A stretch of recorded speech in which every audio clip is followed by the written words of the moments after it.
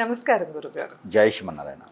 గురుగారు, మనం ఈ వీడియోలో పెళ్లి గురించి అనగా వివాహ యోగం గురించి మాట్లాడుకుందాం గురుగారు. జనరల్గా ఏంటంటే చాలా మందికి పెళ్లి చేయాలని ప్రయత్నిస్తూ ఉన్నా కూడా కొంతమందికి 30 ఏళ్ళకి అవ్వకపోతే కొంతమందికి 40 ఏళ్ళకి కూడా పెళ్ళి అవ్వట్లేదు గురుగారు. సో అసలు ఈ పెళ్ళి అనేది ఆలస్యం అవ్వటానికి వాళ్ళకి ఆ యోగం అంటే ఏంటి, వాళ్ళ జాతకంలో ఏం దోషం ఉంటే అలా పెళ్ళి అనేది ఆలస్యం అవుతుంది? కొంతమందికి పెళ్ళైనా కూడా నిలవదు, ఊరికూరికినే డైవర్స్ అయిపోవటం కానీ, లేకపోతే ఏదో ఒక మనస్పర్ధలు వచ్చి దూరంగా ఉంటూ ఉంటారు కదా, ఎవరి దారిని వాళ్ళు వద్దులే ఎందుకు వచ్చిన ఈ జీవితం అన్నట్లు సపరేట్ అయిపోయి ఉంటూ ఉంటారు. ఇలా ఎందుకు జరుగుతుంది అసలు? దీనికి ఏవైనా అంటే వాళ్ళకి మళ్ళీ తిరిగి కలిసి ఉండాలన్నా భార్యాభర్తలు, లేక అసలు పెళ్లి త్వరగా అవ్వాలన్నా ఏదైనా మంత్రం కానీ ఏమైనా చెప్తారా గురుగారు? ముందు అసలు మనిషి జీవితంలో ఇటీవల మనం చూసినట్టయితే కనుక పెళ్లి చేసుకోవాలి అనే ఆలోచన రావట్లేదు. రానున్న కాలంలో నెక్స్ట్ వచ్చే జనరేషన్కి మనం ఇంకా అప్పటికి ఉంటే కనుక పెళ్ళి అనేది ఎలా ఉంటుంది అని అడుగుతారు. మనము ఏదో ఒక ఎగ్జిబిషన్లోనో ఒక మ్యూజియంలోనో చూపించాలి. ఒకప్పుడు పెళ్ళిని ఇలా ఉంటుంది అని చూపించాలి. ఎందుకంటే పెళ్ళి మీద ఎక్కువగా ఎవరికి కూడా మక్కువ తగ్గిపోయిందండి. కోలివింగ్స్ అయిపోయినాయి, తర్వాత ఎఫైర్స్ అని, డేటింగ్ యాప్స్ అని, జనరేషను చేంజ్ అయిపోయింది. అంటే పెళ్ళికి అంత ఇంపార్టెన్స్ ఇవ్వట్లేదు. అంటే పెళ్ళికి ముందే అన్నీ చూసిన తర్వాత పెళ్ళైన తర్వాత ఏం చేస్తారు అని టైప్లో అన్నీ కూడా చిన్నప్పటి నుంచే వీళ్ళు అన్నీ అలవాటైపోతున్నారు. పేరెంట్స్ సరిగా అవగాహన చెప్పకపోవటమా, పట్టించుకోపోవటమా, చిన్న చిన్న ఫ్యామిలీస్ అయిపోవటమా, ఇండిపెండెన్స్ ఎక్కువ ఇవ్వటమా, వాళ్ళకి ఫ్రీడమ్ ఇవ్వటమా, కారణం ఏదైనా కావచ్చు. ఈ కారణాలు అనేకమైనప్పటికీ కూడా పెళ్ళి అనే దాని మీద ఎక్కువ మొక్కు చూపించలేకపోతున్నారు. ఒకప్పుడు సహనం ఉండేది. భర్త ఏమనన్నా భార్య ఏమనన్నా కూడా సహనంతో ఫోన్లే కోపం మీద ఉన్నారో అర్థం చేసుకొని దాన్ని మళ్ళీ మలుచుకునేవాళ్ళు. ఏదో కొట్లాట అయితే ఇంట్లో పెద్దవాళ్ళు చెప్పేవారు, బామ్మలు అమ్మమ్మలు చెప్పేవారు, అదే బాబు కొట్లాట అయినా కూడా ఏలుకోవాలి, వదిలిపెట్టకూడదు అని చెప్పి మందలించి మరీ దగ్గరుండి కాపురం చేపించేవాళ్ళు, అడ్జస్ట్మెంట్ అనేది నేర్పేవాళ్ళు. అంటే ఒక ఇంట్లో ఉన్న అన్నదమ్ములే పనికి రావట్లేదు, కొట్టుకుంటా ఉన్నారు. అలాంటి ఎవరింట్లో నుంచి ఒక ఇంట్లో నుంచి వచ్చినటువంటి ఆడపిల్ల వాళ్ళకి అలవాటు అవ్వాలి కదా, సెట్ అవ్వాలి మన మైండ్ సెట్కి, టైం పడుతుంది. ఓర్చుకోలేక ఓపిక లేక చాలామంది ఈ రోజుల్లో చెప్పేవాళ్ళు లేక చెడిపోయేవాళ్ళు చాలామంది ఉన్నారండి. దాంతోపాటు ఈ యొక్క పెళ్ళి అవ్వకపోవడానికి, పెళ్ళి చేసుకోకపోవడానికి, చేసుకుని విడాకులు అవ్వడానికి కారణాలు ఇవి. ఈరోజు చూడండి, ఎవరైనా ఆడపిల్లని ఏడిపించారని అనుకున్నా, లేదా అతను మాట వినట్లేదన్నా, ఇద్దరి మధ్య చిన్న చిన్నవి, అతను ఫుడ్ తీసుకెళ్ళలేదు నన్ను ఎక్కడికి, సినిమా తీసుకెళ్ళలేదు, లేకపోతే నేను రావడం లేట్ ఇది, ఇంట్లో అన్నం వండలేదని, చిన్న చిన్న లోపాలకి మా అమ్మాయి చేత కొడతావా, అన్నం వండిస్తావా, అరుస్తావా అని చెప్పి విడాకులు ఇప్పించేస్తారు. లక్షల రూపాయలు కట్నం ఇచ్చి ఎంతోమంది దీవెలను తీసుకున్న తర్వాత గ్రీన్ కార్డు కోసం పెళ్లి చేసిన తల్లిదండ్రులు ఉన్నారండి. మూడో పెళ్ళి వ్యవస్థ అలా మారిపోయింది ఈ రోజున, వాళ్ళ అవసరం కోసం తప్పితే లేదు. మరోటి, అబ్బాయి కోట్లు ఉండాలి, అమ్మాయికి మాత్రం ఇంటిమెంట్ అటాక్ ఉండదు. ఈ రకమైనటువంటి వ్యవస్థ తల్లిదండ్రులే పిల్లల్ని చెడగొట్టేటువంటి దానికి ఇదనమాట. అంటే తల్లిదండ్రులు పిల్లలు బాగుండాలని ఒక సంకల్పం వేరు, కానీ పూర్తిగా చెడగొట్టడానికి ఉండేటువంటిది ఇదనమాట. గ్రీన్ కార్డు కోసం పెళ్లి ఒకటి చేస్తాడండి ఆడపిల్లలకి, ఆ టైప్లో తయారైపోయారు. గొప్ప విశేషం. ఒకప్పుడు అమ్మాయి విడిపోయింది, అబ్బాయి విడిపోయారంటే పొరుగు ప్రతిష్ట పోద్దని భయం.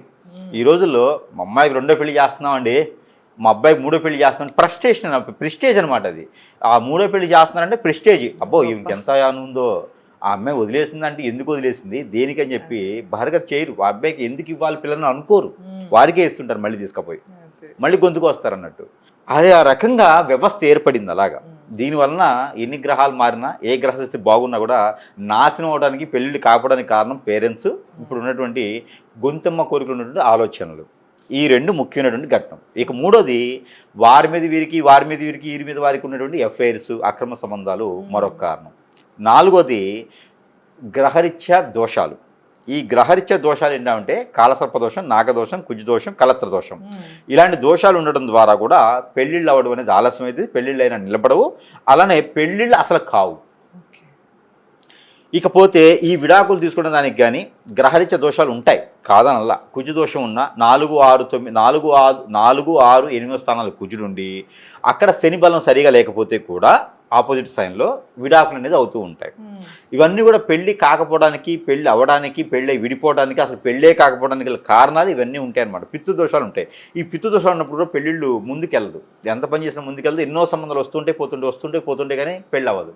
చివరికి వీరికి వైరాగ్యం వస్తుంది, అబ్బా బాబు వద్దున ఆయనకి సంబంధాలు అని చెప్పేసి అని. వీరిని చూసిన సంబంధాల కల్లా పెళ్ళిళ్ళు అవుతుంటాయి, కానీ వీళ్ళకి మాత్రం అవ్వదు. అలానే పట్టించుకోలేని తత్వం దేనికి వస్తుంది అంటే కాలసర్పదోషం ఉంటే వస్తుంది. ఎవరు వీళ్ళ గురించి పట్టించుకోరు. వీరిని అందరూ వాడుకుంటారు కానీ వీరికి పెళ్లి చేయాలనేటువంటి ఆలోచన రాదు, పట్టించుకోరు. వాళ్ళ పనిత్రం వాళ్ళు చేయాలంటే ఎంతవరకు అవుతుంది? సొంత ప్రయత్నం అవ్వదు కదా. పెళ్లిళ్ళలోనూ 10 మంది ఉంటేనే కదా పెళ్లి చేస్తారు. ఇంట్లో పెద్దవాళ్ళని పట్టించుకోవాలి కదా, లేకపోతే పెళ్లి చేయడం కష్టం. అలానే లవ్ మ్యారేజ్ సక్సెస్ అవ్వవు. లవ్ మ్యారేజ్ ఎందుకు సక్సెస్ అవ్వ అంటే జలతత్వం జ్వాలతత్వం అలానే ఊదతత్వం ఉన్నటువంటి రాసులు ఉన్నాయి అంటే కనుక వారిద్దరి మధ్య పెళ్లి అయిందంటే కనుక అట్రాక్షన్ ఉంటుంది పెళ్లికి ముందు, కానీ పెళ్లి అయిన తర్వాత భావాలు వ్యతిరేకత అవుతాయి. కాబట్టి విడాకులు ఎక్కువయ్యేటువంటి అవకాశాలు ఉంటాయి. కొన్ని నక్షత్రాల వారికి కొన్ని రాసుల వారికి అయితే కనుక పెళ్లి అనేది యోగ్యత ఉండదు. పెళ్లి యోగ్యత ఉన్నా కూడా లవ్ మ్యారేజ్ సెట్ అవ్వదు. దాంట్లో ముఖ్యంగా మిథున రాశి, మీన రాశి, కన్యా రాశి, వృషభ రాశి, ధనుసు రాశి వీళ్ళకి పెళ్లి అనేది లవ్ మ్యారేజ్ సెట్ అవ్వదు. వీళ్ళకి జీవితంలో లవ్ మ్యారేజ్ చేసుకున్నా కూడా 9 ముక్కులని ఉంటుంది వీళ్ళ సంసారం. కాబట్టి అది అట్రాక్షన్ మాత్రం ఉంటుంది కానీ లవ్ తర్వాత బాధ్యత ఉండాలి, బంధం ఉండాలి, ఆలోచన ఉండాలి, విధానం ఉండాలి, ఇవన్నీ ఉండవు. ఇద్దరి మధ్య సంకేత భావం ఉండదు అనమాట. కాబట్టి లవ్ మ్యారేజ్ అనేది కొన్ని రాసులకి సెట్ అవ్వవు. అదేవిధంగా ఎన్నో రకాలుగా ఉంటాయి. పెళ్లి యోగ్యత ఉన్నా, పెళ్లి చేసుకున్న ఆశ ఉన్నా, కోరిక ఉన్నా, లక్షల రూపాయలు కోట్ల రూపాయలు సంపాదించినా ఒక్కొక్కరు పెళ్ళి అవ్వదు. అంటే ఈ దోషాలన్నీ ఉంటాయి. ఇక ఓవరాల్గా పెళ్లి చేసుకోవాలనే ఆలోచన రావడం గొప్ప విశేషం ఈ రోజుల్లో. పెళ్లి అయితే బాగుండు అని ఆలోచించడం ఇంకా గొప్ప విశేషం, ఆడపిల్లైనా మగపిల్లడైనా సరే. ఇక పెళ్లి చేసుకొని జీవితం కొనసాగించాలి, భార్య భర్తలు విడిపోయిన వారు మళ్ళీ అతన్నే కలవాలి, ఆమెనే కలవాలనుకునేటువంటి కోరికను వారు, లేదు పెళ్లి చేసుకోవాలి, పెళ్లి ఎందుకు నాకు ముందుకు రావట్లేదు, మరి ఏం జరిగిందో తెలియదు, ఎలాంటి దోషాలు ఉన్నాయో అంటే మరొక విషయం మర్చిపోయాను. 5వ సంఘటన ఉంది. ఈ అబ్బాయికి ఎదగకూడదండి, పెళ్లి కాకూడదని చెప్పి చుట్టాలు బంధుమిత్రుల్లోనే చేతబడి చేపిస్తారు. ఆడపిల్లల్లో కూడా ఇది చాలామంది అండి. కొన్ని రాష్ట్రాల్లో అయితే ఈ పిల్లలు ఎదగకూడదు, మా అన్నయ్య పిల్లలు ఎదగకూడదు, మా తమ్ముడు పిల్లలకి ఎదగకూడదు, మా ఆడపిల్లలకి పిల్లలు ఉన్నారు వాళ్ళు ఎదగకూడదు, ఎందుకంటే వీళ్ళ పిల్లలు హైక్ ఉండాలి, వాళ్ళు నాశనం రోడ్డు మీద పడిపోవాలి. సరే ఇలాంటివి ఉన్నాయి అంటే ఇట్లా మీరు చెప్తున్నట్లు ఇట్లా ఎవరైనా చేయించారు అంటే మనకు తెలుస్తుంది అంటే జాతకంలో తెలుస్తుందా లేకపోతే ఎలా తెలుస్తుంది? ఫేస్ లో తెలుస్తుంది. ఎవరైనా చేయించింది మాత్రం జాతకంలో తెలియదు, ఫేస్ లోనే తెలుస్తుంది. అది ఫేస్ లో అంటే డైరెక్ట్ చూస్తేనా లేకపోతే ఫోటో చూసినా కూడా తెలుస్తుంది. ఫోటో పేరు పంపిస్తే వీరికి ఏమైంది, డేట్ ఆఫ్ బర్త్ ఉన్నా లేకున్నా పర్లేదు, వీళ్ళకి ఏమైతుంది, ఎవరైనా ఏమైనా చేయించారా, దానికి విరుగుడు ఏందనేది అది వేరే తతంగం, అసలు అది వీటితో సంబంధం లేదు. అట్లా కూడా వీరి జాతకంలో పెళ్ళని ఉంటుంది. పెళ్లి 22 సంవత్సరాల పెళ్లి అవుతుంది, 24 సంవత్సరాల బాబు ఉంటాడు, 27 సంవత్సరాల బాబు ఉంటుంది, మంచి జీవితం ఫారంలో ఎదుగుతారని జాతకంలో ఉంటుంది.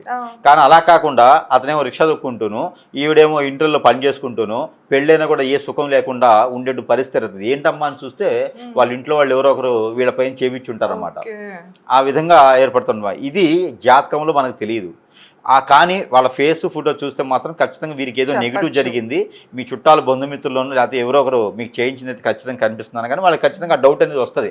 ఆహా ఓకే పలానా వాళ్ళు ఆ థాట్ అనేది వస్తుంది అనమాట. ఇటీవల మొన్న ఒక కేసు వచ్చింది ఇలానే. ఆమెకు వచ్చేసి 30 ఏజ్ ఉంటుంది, వాళ్ళ బ్రదర్కి వచ్చేసి 32 ఏమో ఉంటాయి. ఇద్దరికి కూడా పెళ్ళిళ్ళు అవ్వాలి. పెళ్ళి అవ్వడానికి కారణం ఏంటంటే ఇవి ఇంట్లో అందరికి చుట్టాలు బంధువులే వచ్చేసి చేయించడం అనమాట. ఇది ఏపీలో జరిగిన సంఘటన. ఇట్లానే చాలా రకాలు ఉంటుంటాయి అనమాట. అలానే ఎన్నో రకాల సమస్యలు ఉంటా ఉంటాయి. కానీ జాతక ప్రకారంగా, నక్షత్ర ప్రకారంగా, గోచార ప్రకారంగా, అలానే దశల ప్రకారంగా, అలానే వీళ్ళకి పెళ్లి గడిలు లేకపోయినా కూడా, గ్రహాల యొక్క స్థితిగతులు బాగలేకపోయినా కూడా, ఇలాంటి కాలసర్పదోషం, నాగదోషం, కుజదోషాలు లాంటివి ఉన్నా కూడా వీరికి పెళ్లిళ్ళు అనేది అవ్వవు. కాబట్టి అలాంటి దోషాలకి మనం విముక్తి చెందేలాగా ఎక్కడికో గుళ్ళలకి, ఆలయానికి వెళ్ళి లక్షల రూపాయలు ఖర్చు పెట్టుకుని పూజలు, యజ్ఞ, యాగ, హోమాలు చేయించే బదులు మనం ఇంట్లోనే ఉండి పూజలు చేసుకుంటే చిన్నపాటి ఏదైతే ఉన్నదో ఆ చిన్నపాటి మంత్రం మనం ఉపాసన చేసుకుంటే కనుక ఖచ్చితంగా వారికి పెళ్ళయ్యేటువంటి యోచన, ఆలోచన అయితే ఉంటుంది. ఇవన్నీ కారణాల వల్ల కాదు, కేవలం ఈ కారణాలు ఉంటే కనుక ఖచ్చితంగా పెళ్ళి అవుతుంది. అదేమిటంటే కనుక ఎలా పెళ్లికి ఏం చేసుకోవచ్చు, వాళ్ళకి వాళ్ళు స్వయంగా ఏం చేసుకోవచ్చు గురుగారు? మీరు చెప్పినట్లు ఏవైనా కనిపిస్తే కనుక ఒకసారి మిమ్మల్ని సంప్రదిస్తే మీరు చెప్తారు. అలా కాకుండా అసలు నార్మల్గా పెళ్లి కుదరట్లేదు అని పెళ్లి ప్రయత్నాల్లో ఉన్నప్పుడు ఏం చేయొచ్చు గురుగారు? పెళ్ళి ఆ గడియలు వచ్చినా రాపోయినా ఈ అమ్మాయికి కానీ ఈ అబ్బాయికి కానీ పెళ్లి చేయాలనుకుంటున్నాము అనే సంకల్పం వాడికి ఉంటే కనుక ఖచ్చితంగా ఆ రోజు నుంచే ఈ పరిహారాలు మొదలుపెట్టుకోవచ్చు. వారము, తిథి, నక్షత్రం అనేది ఏం అవసరం లేదు. ఆ రోజు అమావాస్య అయినా, పౌర్ణమైనా, గ్రహణమైనా సరే మొదలుపెట్టుకోవచ్చు. దానికి ఎటువంటి సందేహం లేదు, ఎటువంటి సందర్భం లేదు, ఏ సమయంలో మొదలుపెట్టుకోవచ్చు. కాకపోతే రేతి 12 మొదలుపెట్టుకుంటే చాలా మంచిది. ఏంటంటే కనుక ఆడవారికి ముందుకు చెబుదాం. ఆడవారికి ఎక్కువగా వచ్చేది ఏంటంటే కలత్ర దోషం అంటారు, అలానే గురు దోషం అంటారు. గురు చండాల యోగం, గురు జోషం ఉంటుంది అన్నమాట. గురువు వాళ్ళ దాంట్లో బలంగా లేకపోతే పెళ్ళిళ్ళు అనేది లేట్గా అవుతూ ఉంటాయి. అలాంటప్పుడు గురుదోషం కానీ శుక్రదోషం, కలత దోషం అంటే శుక్రదోషం, ఈ 2 దోషాలతో పాటు కుజదోషం, కుజదోషంతో పాటు శని సరిగా లేకపోవడం, ఈ 4 వల్లనే పెళ్ళిళ్ళు అవ్వవు ఆడవారికి అయితే. కరెక్టే. ఈ 4 దోషాలు పూర్తిగా పోవు, కానీ ఉపశయనం పొందాలి. ఉపశయనం పొందాలంటే ఏం చేయాలయ్యా అంటే మొదటిగా అయితే కనుక నాగపడిగలు ఉంటాయి. ఎవరో పెట్టినవి వీరు పెట్టకూడదు కొత్తగా, వీళ్ళు ఏది ప్రతిష్ఠ చేయకూడదండి. ఆడపిల్లలు పోయేసి ప్రతిష్ఠ అనేది నాగపడిగలు చేయకూడదు, అది పాపంతో సమానం. కాబట్టి ఆలయాల్లో నాగపడిగలు ఉంటాయి. ఆ నాగపడిగలకి 101 చెమ్ము ఉంటుంది కదా, గ్లాసు, 1/2 లీటర్ గ్లాసులు, అవి 101 అభిషేకం చేసుకోవాలి. ఆ 101 చేసేటప్పుడు నల్ల నువ్వులు ఉంటాయి, కొన్ని నల్ల నువ్వులు చిటికెడు వేయాలి. అభిషేకం నువ్వు చిటికెడు వేసి అభిషేకం చేసుకున్న తర్వాత అరటిపళ్ళు నైవేద్యం పెట్టేసి సామరం గడ్డి అక్కడ వెలిగించేసిన తర్వాత మొదలైంది వీళ్ళకి దీక్ష. ఇది అమ్మాయిలతో మొదలైంది, స్వయంగా చేసుకోవాలి. చేసుకున్న తర్వాత ఆ రోజు నుంచి వీరు ఒక పసుపుని తెచ్చుకోవాలి, మనకి గౌరవం చేసుకోవాలి.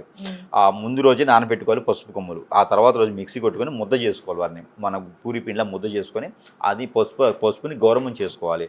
అరిటాకు మీద రెండు రాగి ఆకులు, 2 తమలపాకులు పెట్టేసి దానిపైన పసుపు పెట్టేసుకొని, రావి ఆకులు 2, తమలపాకులు 2, అవి 2 దేవుడి ముందు పెట్టేసి దానిపైన పసుపు పెట్టేసి దానికి మనం గంధం పెట్టాలి. గంధము కుంకుమ పెడితే ప్రాణప్రతిష్ఠ అయిపోతుంది. ఇంకా మన దగ్గర కానీ ఆమె దగ్గర కానీ ఉన్నటువంటిది తులం బంగారం అయినా కాదు, గ్రామ్ బంగారం ఉన్నా సరే అమ్మవారికి అలంకరణ చేయాలి. బంగారం ఆమెకి చాలా ఇష్టం, బంగారంతో చేయాలి. ఎందుకు బంగారంతో చేయాలంటే చెప్తా, బంగారం శనితో సమానం. అంటే వచ్చేటువంటి భక్తులు ఆయుష్ బాగా ఉంటుంది కాబట్టి బంగారంతో చేయాలి. రావి ఆకు మంచి జోష్గా వెల్ సెటిల్డ్ ఫ్యామిలీ వస్తుంది. అలానే తవనపాకు దేనికోసం అంటే కనుక తల్లిలా చూసుకుంటాడు వచ్చేటువంటి భర్త. ఇవన్నీ రీజన్స్. అలానే పసుపు దేనికంటే 5 కాలాల పాటు చల్లగా పసుపు కుంకాలతో ఉండాలి అని చెప్పేసి అని పసుపు, గంధము, కుంకుమ పెడతారు. పిల్లలు పుట్టడానికి గంధము, ఇవన్నీ కూడా రీజన్స్ అనమాట. ఇప్పుడు ఆ 2 ఆకులు తీసుకుంటాం కదా గురుగారు, 4 ఒకదాని మీద ఒకటి పెట్టుకోవచ్చు. దాని మీద పసుపు ముద్ద పెట్టాలి, పసుపు కుంకుమ పెట్టాలి, గంధము కుంకుమ పెట్టి ప్రాణప్రతిష్ఠ అవుతుంది. ఆ పిల్ల వాడుకునేది కానీ ఇంట్లో ఏదైనా సరే బంగారం ముక్కు పుడుకున్నంత వరకునే సరే చిన్నది తీసుకు అక్కడ పెట్టి అమ్మవారి దగ్గర అలంకరణ చేసుకోవాల్సింది. ఎంత బంగారమైనా పెట్టవచ్చు అమ్మవారికి, ఎంత పెడితే అంత మంచిది. ఎవరికి ఇచ్చే అవసరం లేదు, అమ్మవారి దగ్గర పెట్టుకుని మళ్ళీ తీసుకోవచ్చు వీళ్ళు. అది 11 రోజుల పాటు చేసేటువంటి పూజ. ఎవరికైనా సమయం కుదరకపోతే 7 రోజులు చేసుకోవచ్చు. ఏం లేదు, మనం వాడుకునే పెట్టుకోవచ్చు. వాడింది పెట్టి ఇంకా మంచిది. వాడేది పెట్టి మన ఇప్పుడు ఉంగరం ఉంది, నాది వెండి అయిపోయింది, బంగారం అయితే పెట్టేయచ్చు అమ్మవారి దగ్గర. 7 రోజులు లేదా 11 రోజులు అమ్మవారి దగ్గర మంత్రం ఒకటి ఉంటుంది. ఆ మంత్రం చదువుతూ వేరే ఏ మంత్రాలు చదవకపోయినా పర్వాలా, ఈ మంత్రం ఒకటి చదువుకుంటే సరిపోతుంది. 7 రోజుల పాటు 11 రోజుల పాటు. ఎన్నిసార్లు అంటే కనుక 11 మాలలు చేయాలి. 7 మాలలైనా చేయొచ్చు. మంత్రం అంటే ఇలా చదవటం కాదు, మాల ఉంటుంది. స్ఫటిక మాల చాలా మంచిది, లేదా పగడాల మాల చాలా మంచిది. ఈ 2 వాడాలి. మన దగ్గర ఉండే మాలలు కూడా ఉంటాయి మన దగ్గర. మన దగ్గర అయితే అగ్నిహోత్రం చేసిన మాలలు ఉంటాయి. స్ఫటికైనా పగడమైనా సరే అగ్నిహోత్రం అంటే మనము వాటిని హోమం ద్వారా పూజించి ఆ మంత్రానికి పాజిటివిటీ నింపి మనం ప్రజలకు ఇస్తూ ఉంటాం అనమాట. ఆ మంత్రంకి చేసిస్తాం కాబట్టి వారికి మంత్రం చదివేటప్పుడు నెగిటివిటీ రాకుండా బ్రెయిన్ అనేది పనిచేస్తూ షార్ప్గా ఉంటూ వారికి ఎలాంటి పాజిటివ్ వచ్చేలాగా చేసేటువంటి మాల కూడా ఉంటుంది మన దగ్గర. ఇది వచ్చేసి వీరు సాయంత్రం 7:30 టైంలో చేసుకుంటే చాలా మంచిది. అది కుదరలేదంటే కనుక 10:30 సమయంలో చేసుకోవచ్చు. లగ్నంతో ఇది సంబంధం లేదు. ఫస్ట్ అయితే గుడికి వెళ్ళేసి గుడిలో మీరు చెప్పినట్లు ఆ ప్రాసెస్ చేసి వచ్చినాక ఇంట్లో ఇది స్టార్ట్ చేసుకోవాలి. ఇది మంగళవారం రోజున అభిషేకం చేసుకుంటే మంచిది. బుధవారం నుంచి పూజ చేసుకుంటే చాలా మంచిది. మంగళవారం గుడిలో చేసుకుని వచ్చి బుధవారం నుండి మన ఇంట్లో మొదలు పెట్టుకోవచ్చు. మంగళ కార్యం మంగళవారం రోజున కాబట్టి ఆ రోజున పెళ్లి కాని వారు చేసుకుంటే పుణ్యఫలం. అది అమ్మవారిని ప్రాణ ప్రతిష్ఠ చేస్తాం కదా, అలానే ఉంచేసి రోజు చేసుకోవచ్చా గురుగారు? లేదు, ఆ అమ్మవారు 7 రోజుల పాటు అలానే ఉండాలి. అలాగే ఉంచేసి ఆకులు ఎండిపోయినాయి, అమ్మవారు ఎండిపోయిన అట్లా ఏమి ఉండదండి. ఒకసారి చేసామంటే పెట్టుకోవాలి. చక్కెర పొంగలి మొదటి రోజు చేసుకోవాలి. చక్కెర పొంగలి చేసుకోవాలి. ప్రతిరోజు కూడా డ్రై ఫ్రూట్స్ పెడితే సరిపోతుంది, వేరే ఇంకేం అవసరం లేదు. డ్రై ఫ్రూట్స్ పెడితే చాలా అమ్మవారికి ఇంకేమి తీసుకురావడం. మంత్రం గురుగారు, ఆ మంత్రంతో పాటు ఇంకోటి ఏంటంటే కనుక ఆవిడకి ఇష్టమైనవి ఏంటంటే గౌరమ్మ గారికి ఇష్టమైనవి ఏంటంటే గౌరమ్మకే కాదు గ్రామదేవతలకే కాదు అమ్మవారికి ఇష్టమైనటువంటి నైవేద్యం ఒకటి ఉన్నదండి. ఈ నైవేద్యాన్ని మాత్రం గురువు గారికి ఖచ్చితంగా 50 ఇవ్వచ్చు. ఆ నైవేద్యం ఏంటంటే పాలు కాచి చల్లార్చి దానిలో కుంకుమ పువ్వు తేనె ఈ 2 వేసి అమ్మవారికి నైవేద్యం పెడితే కొంగు బంగారం చేస్తాండి. ఖచ్చితంగా కొంగు బంగారం చేస్తుంది. మీరు ఏ కోరుకుంటారు పెట్టచ్చు. అవి మనం ఆ పూజ అయిపోగానే మనం తాగొచ్చు. ఎవరికైనా ఇంట్లో వాళ్ళకైతే తీర్థంగా ఇవ్వచ్చు. అలానే డ్రై ఫ్రూట్స్ అమ్మవారికి చాలా ఇష్టం. డ్రై ఫ్రూట్స్ నైవేద్యం అనేది గౌరమ్మకి చాలా ఇష్టం అనమాట. ఆ నైవేద్యం పెట్టుకుని ఇంట్లో తినొచ్చు ఏ రోజు ఆ రోజు. అలానే దాంతోపాటు ఒక టీ స్పూన్ షుగర్ కూడా పెట్టుకుంటే కనుక ఆ షుగర్ చీమలకి వేయాలి.